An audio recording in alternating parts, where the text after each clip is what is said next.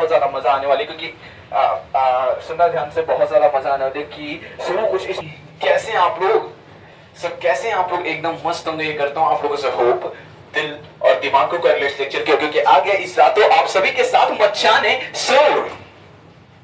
आज की इस वीडियो में जो हम लोग बात करने वाले हैं वो बात करने वाले मैन्युफैक्चरिंग इंडस्ट्री में। मैं आज इस वीडियो में इतना एनर्जी के साथ इसलिए नहीं आया हूं कि बाकी हमको यूट्यूब पे सिर्फ व्यूज बटोरने हैं, बल्कि इसलिए मैं आया हूं कि ये चैप्टर मेरा बहुत फेवरेट था क्लास 10th के दरमियान। And I'm very excited to this chapter. I will teach you. I'm so excited. I'm so excited and I'm so excited इस चैप्टर को लेकर के। चैप्टर का नाम है मैन्युफैक्चरिंग इंडस्ट्री। इस चैप्टर को हम लोग सिर्फ एनसीईआरटी के थ्रू नहीं समझेंगे, हम इसके अंदर पूरा का स्टडी करेंगे। जितना हो सकता है मेरी तरफ से हम उतना का स्टडी करेंगे, और मजा तो आना वाकई है भाई, क्योंकि पढ़ाने वाला एकदम कस्टडी के साथ आ रहा है, छानबीन करते के साथ आ रहा है।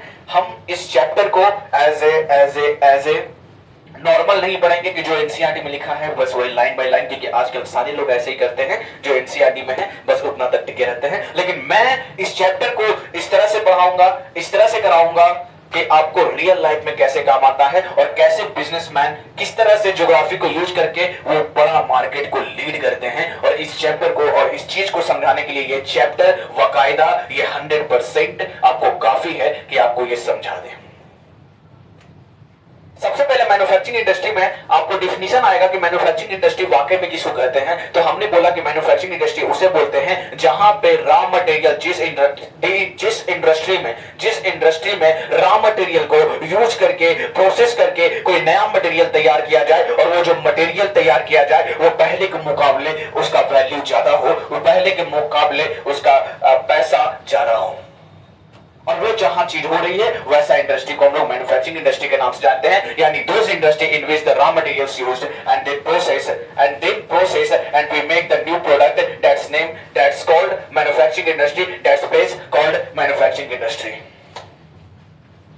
यहां तक आपको समझ में आ गई होगी। जैसे हम मान के चलो रास्ता में चल रहे हैं, रास्ता में चलते के साथ हमको सब कुछ दिख रहा है कि सब यहाँ चाट का दुकान है, यहाँ कपड़ा का दुकान है, यहाँ राखी बिक रहा है, यहाँ मिठाई बिक रहा है, यहाँ सब कुछ ऐसे बिक रहा है। दुकान पूरा बहुत बड़ा सजा धजा है। हम गए चाट की दुकान पे, अच्छा भैया चाट आप कैसे बनाते हैं क्या? तो उसने बताया कि चाट जो बनाते हैं वो सिंघाड़ा से बनाते हैं। सिंघाड़ा बोलने का कहना समोसा, तो समोसा से हम चाट तैयार कर देते हैं, और छोला रहता है, चटनी रहता है, ये सब। हमने बोला ऐसा, हाँ। तो उन्होंने बोला कि समोसा कैसे तैयार करते हैं? तो उन्होंने बताया कि समोसा तैयार करने के लिए आपको मैदा का यूज करना पड़ेगा। हमने बोला अच्छा मैदा कहां से आता है?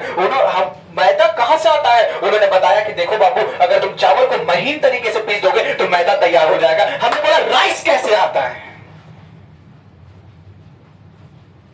राइस कैसे आता है? तो वो बोले खेती करोगे तो राइस आ जाएगा। हमने बोला वाकई में? बोला यस। तो खेती करने के लिए क्या क्या चीज चाहिए? ऐसे ही बोले कि एचवाईवी सीड चाहिए, फर्टिलाइजर चाहिए, ट्रैक्टर चाहिए, अनगिनत अमाउंट में ऐसी बहुत सारी चीज चाहिए। बाकायदा एक खेती को करने के लिए अनगिनत चीज में वाकई में बहुत सारी चीजें ऐसी चाहिए।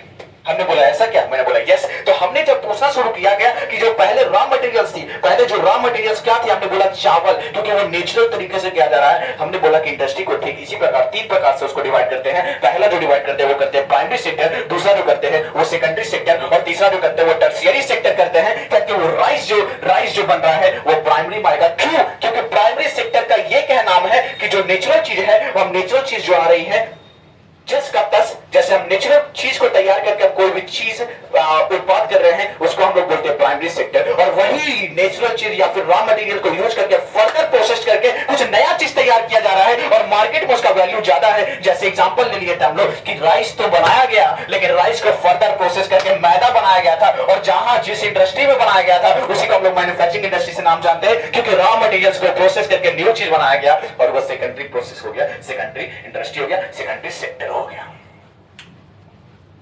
हमने बोला अच्छा, पहला हमने बताया था प्राइमरी, दूसरा बताया सेकेंडरी, और तीसरा बताते हैं टर्शियरी। टर्शियरी सेक्टर ये कहता है कि आपने समोसा बनाया, चाट बनाया, ठीक है, आप एक रेस्टोरेंट अच्छा सा बनाए, रेस्टोरेंट में सजा धजा के अच्छे से डेकोरेट करके डाइनिंग टेबल पे आके आप सब कोई पूछते हैं सर आपको क्या चीज चाहिए? How I will serve you, I am very thankful, I will serve you. उन्हें बोला कि हमने बोला कि ऐसा करते हैं कि आप डोसा लेके आ जाइए। तो बोले कि okay sir, thank you so much for your recommendation, I will as soon as possible I will come. उन्होंने इतना के साथ हमने बोला कि ठीक है अगर यहां तक आ जाती है तो अब आया वो सामान लेके डोसा लेके आए तो ये क्या प्रोवाइड कर रहा है सर्विस। सर्विस के साथ वो प्रोडक्ट तो कर रहे हैं लेकिन इसके साथ में क्या प्रोवाइड कर रहे हैं हम लोग के साथ service. Hotel restaurant service provide करते हैं और इसीलिए उसका चार्ज भी ज्यादा होता है। गूगल जो है वो हम लोग को एक तरह का सर्विस प्रोवाइड करता है। जब हम लोग देखते हैं तो वो सर्विस प्रोवाइड करता है। शॉर्ट्स देख रहे हैं, रील्स देख रहे हैं, किसी भी तरह वीडियोस देख रहे हैं तो वो हम लोग को एक तरह का सर्विस प्रोवाइड कर रहा है। चैट जीपीटी सर्विस प्रोवाइड कर रहा है। ये मैन्युफैक्चरिंग इंडस्ट्री में नहीं आएगा, सेकेंडरी सेक्टर में नहीं आएगा, लेकिन ये टर्शियरी सेक्टर में आएगा। क्यों आएगा? क्योंकि वो कायदा ये हम लोग को सर्विस प्रोवाइड कर रहे हैं तो ये हम लोग को टर्शियरी सेक्टर में आएगा। हमने बोला ऐसा क्या? हमने बोला यस ऐसा ही होता है। अब इसके बाद क्या कहना है कि पहला तो आप लोग समझते हैं कि मैन्युफैक्चरिंग किसको बोलते हैं, मैन्युफैक्चरिंग इंडस्ट्री किसे बोलते हैं, लेकिन दूसरा मैंने इतना कहानी लाया तो ये कहने का क्या कहना चाह रहे हैं। हमने कहा कि मैन्युफैक्चरिंग इंडस्ट्री जो होता है वो सेकेंडरी सेक्टर में आता है। मैन्युफैक्चरिंग इंडस्ट्री जो होता है वो सेकेंडरी सेक्टर में आता है और ये वकायदा ये पूरी भारत में 25 से 27% अकेला मात्र सेकेंडरी सेक्टर ही एम्प्लॉयमेंट जनरेट कर रहा है, अकेला मात्र जॉब क्रिएट कर रहा है। कौन? Secondary sector. ये एक फैक्ट है। अकेला 1/4 भारत का जो जॉब क्रिएट करने वाला है वो अकेला सेकेंडरी सेक्टर ही है।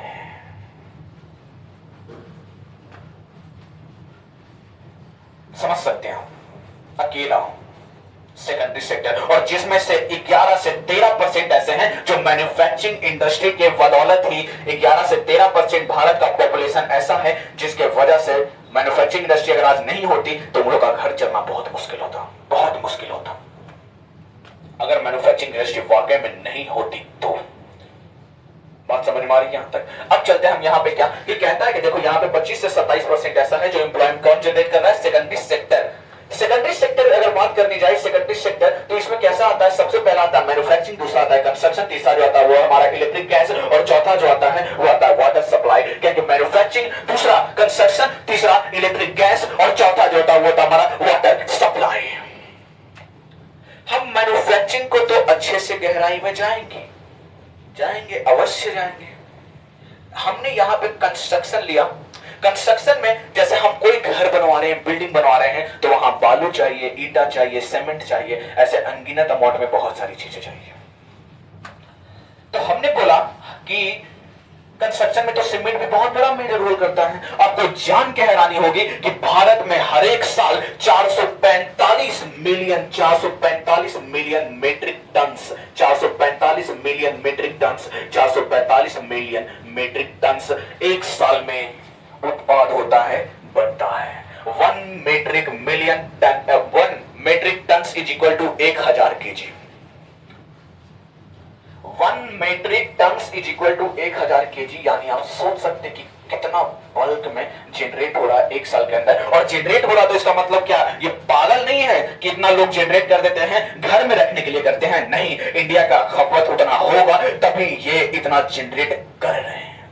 445 मिलियन मेट्रिक टन्स हर एक साल। और आपको यह भी जान के हैरानी होगी ये सब एनसीईआरटी में नहीं दिया हुआ है, ये सब एनसीईआरटी में तो है नहीं।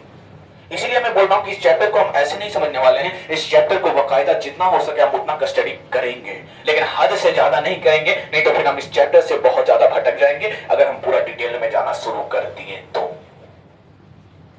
ठीक है, तो ये कहता है क्या कि 445 मिलियन मेट्रिक टन से हर एक केजी क्या हो रहा है? सीमेंट का मार्केट है हमारे भारत में, जिसमें से अगर ये पैसा किया जाए तो यूएसडी डॉलर 90.6 बिलियन का है धंधा। और इसका टारगेट है कि 2033 तक 39.7 बिलियन का मार्केट हो जाएगा। और ये डॉलर में यूएस डॉलर। ठीक है, तो अब कहना क्या कह रहा है? अब इसमें से अकेला जो अडानी का जो एक सीमेंट है, बहुत फेमस सीमेंट है अंबुजा, और वो अकेला एकमात्र ऐसा है जो हर एक साल 100 million metric tons per annum generate कर रहा है। अकेला 100 मिलियन मीटर, क्योंकि अकेला वो सीमेंट के मार्केट में अकेला आइकॉन है, अकेला माफिया अडानी का अंबुजा सीमेंट है। ये मैन्युफैक्चरिंग इंडस्ट्री में इतना बड़ा रोल कर रहा है। ये सब सारी चीज मैं इसलिए बता रहा हूं कि मैन्युफैक्चरिंग इंडस्ट्री अकेला ये इतना डिटेल है और इतना गहराई है इसके अंदर। आप लोग बस ऊपर से पढ़ रहे हैं, इसके अंदर अभी ये गहराई नहीं है। आई होप यहां तक आपको समझ में आ रही होगी, यहां तक आपको मजा आ रहा होगा।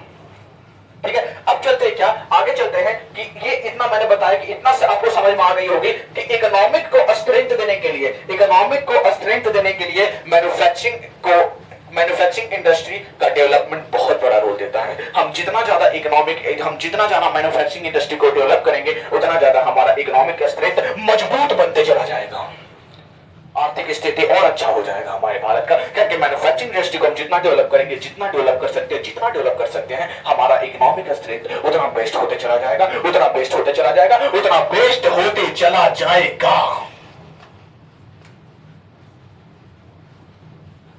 इसके बाद आता है importance of manufacturing. Importance of manufacturing में इसमें सबसे पहले आपको यही बताया जाएगा कि जिस तरह से इंसान को जीने के लिए जिस तरह से इंसान बगैर रीढ़ की हड्डी के बगैर अच्छे से जी नहीं सकता है, उसी तरह से हमारा भारत का बैकबोन ऑफ डेवलपमेंट किसे माना जाता है? मैन्युफैक्चरिंग को। बैकबोन भारत का रीढ़ का हड्डी है। रीढ़ का हड्डी मैं हिंदी में नहीं बता रहा हूं, बैकबोन समझ सकते हो कि इंसान के लिए जितना जरूरत होता है रीढ़ की हड्डी, उतना मैन्युफैक्चरिंग इंडस्ट्री लीड कर रहा है। जिस तरह से इंसान को जीने के लिए, जिस तरह से इंसान को खड़े रहने में हेल्प करता है रीढ़ की हड्डी, उसी तरह से हमारे भारत को एक डेवलपमेंट में खड़ा होने के लिए ये economic backbone of the development manufacturing industry lead कर रहा है। दूसरा कहता है क्या कि यदि हम मैन्युफैक्चरिंग इंडस्ट्री कर रहे हैं, मैन्युफैक्चरिंग इंडस्ट्री जितना ज्यादा खोल रहे हैं, जितना ज्यादा बढ़ाते जा रहे हैं, तो ये क्या कर रहा है? रिड्यूस कर रहा है। किस पे रिड्यूस कर रहा है? डिपेंडेंसी किसके ऊपर? एग्रीकल्चर के ऊपर। क्योंकि पहले जो कहते थे, पहले सब बोलते थे चले बाबू चलते हैं खेती करने, हाँ चाचा जा रहे हैं खेती करेंगे, पैसा कमाएंगे, बेटा को पढ़ाएंगे। लेकिन अब बोल रहे हैं अगर खेती नहीं भी रहेगा तो उसके पास काम तो है करने के लिए। पहले ऐसे जाते थे, काम नहीं मिला मजदूर को तो घूर के आ जाते थे, बहुत सारी चीजें। अगर एग्रीकल्चर होता, सिर्फ एग्रीकल्चर होता तो आज जितना एम्प्लॉयड है उतना नहीं होते। तो उसको रिड्यूस, जो डिपेंडेंट थे सब एग्रीकल्चर पे, अब दूसरे सेक्टर में जाना शुरू कर दिया। क्योंकि अगर हम यहाँ का बात करें, हम रहते हैं मानपुर में, तो मानपुर में यहाँ लूम बहुत ज्यादा प्रसिद्ध है। और यहाँ इतने हैं, यहाँ से 20 से 25% ऐसे हैं कि जो गांव में जो पहले खेती करते थे वो खेती आज भी करते हैं, ऐसा बात नहीं है, लेकिन वो 100% पहले खेती पे ही डिपेंडेंसी थी। लेकिन आज इसको 100% खेती पे डिपेंडेंसी नहीं है, वो पावर लूम चला करके अपना आर्थिक स्थिति बेस्ट कर लिए हैं और इस तरह से अपना घर चला रहे हैं। इस 20 से 25% सिर्फ मानपुर की बात बता रहा हूं, यानी अगर ये मैन्युफैक्चर यहाँ, अब पावर लूम क्या करता है? वो थ्रेड को यूज करके एक कपड़ा बुनाई करता है, गमछी बुनाई करता है। एक मशीन होती है, इसी तरह से होता है, मशीन के अंदर थ्रेड जाएगा, ऐसे बहुत सारी मशीन है। तो आप सोच सकते हैं कि जो पहले गांव का व्यक्ति सिर्फ और सिर्फ एग्रीकल्चर पर डिपेंड था, अब वो एग्रीकल्चर पर डिपेंड नहीं है, अब और किस पे डिपेंड हो गया? अब एग्रीकल्चर, अब वो बोलता है, खुला सांड की तरह घूम रहा है कि हम तो पहले मजबूरी थी कि हम सिर्फ खेती कर सकते हैं, लेकिन आज मजबूरी ये नहीं है कि हम सिर्फ खेती ही कर सकते हैं, उसके अलावा ऐसे हजारों टॉपिक है, हम उस पर काम कर सकते हैं। चलिए आगे चलते हैं। क्या कि जो मैन्युफैक्चरिंग इंडस्ट्री है वो क्या करती है? मॉडर्नाइजिंग एग्रीकल्चर को क्या कर रहा है? मॉडर्नाइजिंग। जैसे में एग्जांपल ले लेंगे तो जैसे ट्रैक्टर को यूज कर लेंगे। पहले खेती जो होती थी वो बैल से होती थी, लेकिन आज हम लोग देखते हैं तो ट्रैक्टर यूज करते हैं खेती में। क्यों? क्योंकि वो मॉडर्नाइज करके ज्यादा उत्पादन कर रहे हैं, उसमें से उससे ज्यादा प्रोडक्शन ले रहे हैं। पहले खेती करना बहुत ज्यादा हार्ड था ट्रैक्टर के पहले, लेकिन ट्रैक्टर आया तो बहुत ज्यादा सुविधा मिल गई कि पहले जो खेती थे वो 1 एकड़ 3-4 दिन में हो रहा था, आज 1 दिन में हो जाता है। तो मैन्युफैक्चरिंग इंडस्ट्री क्या कर रही है? मॉडर्नाइज कर रही है किसको? एग्रीकल्चर को। ठीक है भाई, ट्रैक्टर। और ट्रैक्टर का अगर मार्केट करें तो ट्रैक्टर का जो मार्केट है वो पूरा भारत में 8.8 इन 2024 8.8 बिलियन, मिलियन से भी बड़ा होता है बिलियन। 8.8 बिलियन का मार्केट है सिर्फ ट्रैक्टर का। आप सोच सकते हैं, ये सब फैक्ट्स हैं और ये आपको एनसीईआरटी में नहीं मिलेगी। ठीक है, अब कहता क्या कि और क्या है इंपॉर्टेंस मैन्युफैक्चरिंग का? Eradication of unemployment. अनएम्प्लॉयमेंट को क्या कर रहा है? इराडिकेट कर रहा है, खत्म कर रहा है। जो पहले कल निठल्ले की तरह बैठे हुए रहते थे, अगर तुम एज्यूम करो कि भारत के अंदर अभी तो अनएम्प्लॉयमेंट बहुत ज्यादा है, मैंने बोला यस है, लेकिन अगर मैन्युफैक्चरिंग इंडस्ट्री भारत के अंदर नहीं होता तो कितना ज्यादा अनएम्प्लॉयमेंट होता। तब तो सब रोड पे उतर जाते मारने के लिए सब एक दूसरे को, सब चोरी करते, जुआ खेलते, ताश खेलते, हर जगह ये काम होता, क्योंकि एम्प्लॉयमेंट है ही नहीं। और बिहार के अंदर इतना ये हो रही है, कहते कि बिहार के अंदर अगर मैन्युफैक्चरिंग इंडस्ट्री बहुत ज्यादा होना शुरू हो जाएगा तो लिख के दे रहा हूं कि यहाँ का आर्थिक स्थिति तुरंत चेंज हो जाएगा। कोई भी, जैसे मुंबई भी आज इतना डेवलप इसलिए क्योंकि वहां इकोनॉमिक स्ट्रेंथ, मैन्युफैक्चरिंग इंडस्ट्री बहुत अच्छे अमाउंट में है, वहां एम्प्लॉयमेंट जनरेट ज्यादा हो रहे हैं, इसीलिए वो आज इतना आगे है। और जहां बिजनेस होगा, जहां ये सब होगा, वहां डेवलप होना तय है, क्योंकि जहां लोगों को पेट भरना शुरू हो जाता है वहां खुशहाली आराम से आता है। और जब पेट ही नहीं भरेगा तो कैसे यार, वो लड़ेंगे एक दूसरे में, जुआ खेलेंगे, ताश खेलेंगे, वो पैसा बनाने के लिए कुछ भी करेंगे, शराब पिएंगे, मार ठाट करेंगे, कुछ भी करेंगे, दूसरों को छीनना शुरू कर देंगे, मोबाइल छीनना शुरू कर देंगे, ये कुछ भी करेंगे, क्योंकि उसके पास एक्सेल में काम नहीं है। उसको काम देना ये वाकई हमारी रिस्पॉन्सिबिलिटी है। और ये बिहार की सरकार को समझना चाहिए कि लोगों को अगर हम काम जैसे ही देना शुरू करेंगे तो अपने आप लोग अपने लाइन में आना शुरू हो जाएंगे, धीरे धीरे धीरे धीरे धीरे धीरे सब सही हो जाएगा, ये समझना चाहिए। ठीक है, तो इराडिकेट करता अनएम्प्लॉयमेंट को कौन करता है? Manufacturing industry. मैंने पहला बोला बैकबोन ऑफ द डेवलपमेंट, दूसरा बोला रिड्यूस करता है किस चीज का? एग्रीकल्चर पे डिपेंडेंसी, और तीसरा मैंने बोला कि मॉडर्नाइजिंग एग्रीकल्चर कर रहे हैं, और चौथा क्या बोल रहा है कि इराडिकेशन ऑफ अनएम्प्लॉयमेंट। ठीक है, ठीक है। अब यहां पे एक बहुत अच्छी टॉपिक आई है, क्या? ज्वाइंट सेक्टर और पब्लिक सेक्टर। कुछ ऐसी सेक्टर होती है जो सरकार के द्वारा चलाई जाती है। सरकार बोलते हैं कि जैसे पब्लिक सेक्टर है, तो पब्लिक सेक्टर आमतौर पर सरकार इसलिए खोलती है कि जहां पे जो कितने भी लोग हैं, जैसे बहुत सारे लोग, ऐसा नहीं है कि हमारे भारत में सब अमीर ही है, और ऐसा नहीं है कि हमारे भारत में सब मीडियम लेवल का है, और ऐसा भी नहीं है कि हमारे भारत में सब गरीब है। हमारे भारत में गरीब भी है, मीडियम भी है, अमीर भी है। तो कहने यहां पे ये कहते हैं कि भारत की सरकार ऐसे बोलते हैं कि हम कुछ जनरेट करेंगे, कुछ पब्लिक को सुविधा मिलने के लिए जो आमतौर पर उस चीज को अफोर्ड नहीं कर सकते हैं, हम उस चीज को पब्लिक को देंगे ताकि वो भी फायदा उठा सके। जैसे आप लोग ट्रेन पे विजिट करते होंगे, ट्रेन पे विजिट करते होंगे, ऐसी बहुत सारी चीजें हैं। तो जब ट्रेन को आप विजिट करते होंगे तो आप बस को देखते होंगे कितना पैसा लेता है इधर से उधर जाने में, लेकिन आप ट्रेन पे देखेंगे तो एज कंपेरेटिवली तो सस्ता रहता। अच्छा, आप ये देख सकते हैं कि एनसीईआरटी का किताब ज्यादा महंगा नहीं रहता, वो सस्ता रहता, लेकिन आप दूसरी बुक देखेंगे तो वो ज्यादा रहता है महंगा। क्यों? क्योंकि गवर्नमेंट जो होती है वो सब्सिडी प्रोवाइड करती है एनसीईआरटी। ठीक है, ये सब मैं एग्जांपल दे रहा हूं। ठीक है, तो इस तरह से कहते हैं क्या कि पब्लिक सेक्टर का कहना है कि हम फायदा के लिए नहीं काम करेंगे, हम लोगों को वो चीज प्रोवाइड करेंगे, सुविधा प्रोवाइड करेंगे। हमको फायदा से मतलब नहीं है, हम सुविधा प्रोवाइड करने के लिए कोई सेक्टर, कुछ इंडस्ट्री खोलेंगे, उसको हम लोग पब्लिक सेक्टर के नाम से जानते हैं, जो सिर्फ जनता के लिए काम करती है। ठीक है, अब ज्वाइंट सेक्टर क्या होती है कि मान के चलो कि इंडस्ट्रियलिस्ट जो है, जो बिजनेसमैन है, वो चाह रहे हैं कि हम भी ऐसा काम करते हैं कि जैसे हम इंडस्ट्रियलिस्ट हैं और हम सोचे कि हमारे पास पैसा तो है, लेकिन हम कुछ पीपल के लिए भी काम करना चाहते हैं, भलाई करना चाहते हैं हम इस दुनिया में, तो हम कुछ ऐसा इंडस्ट्री खोलना चाहते हैं ताकि उससे लोगों को भी फायदा हो।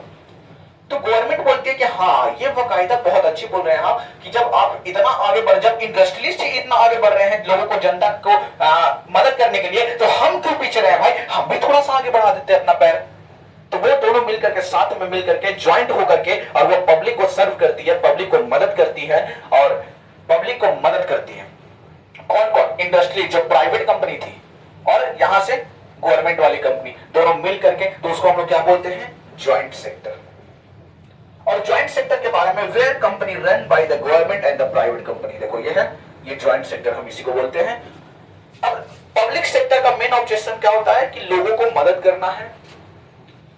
अब पब्लिक सेक्टर में लोगों को एम्प्लॉयमेंट भी जनरेट होगा, जो प्रोड्यूस कर रहे हैं वो भी सस्ता हो जाएगा।